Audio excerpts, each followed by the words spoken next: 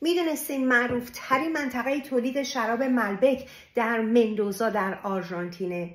این منطقه در دامنه کوههای اندس با ارتفاعات متنوع و خاکهای غنی محیطی ایدئال برای پرورش انگور مالبک است.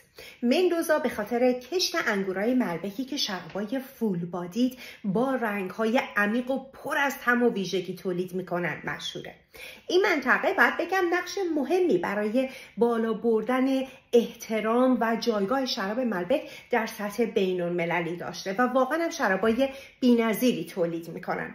مالبک مندوزا با رنگ بنفش تیره، ویژگی‌های غنی از میوه‌هایی مثل آلوی سیاه، توت فرنگی و توت سیاه شناخته میشه. نوت‌های ادویه‌ای و اسموکی هم دارن که از سندار کردن یا سندار شدن شراب‌ها توی بشکه‌های بلوط میاد. نگم از همراهی ایدئال این شراب‌ها با گوشت‌های کبابی و غذاهای تند.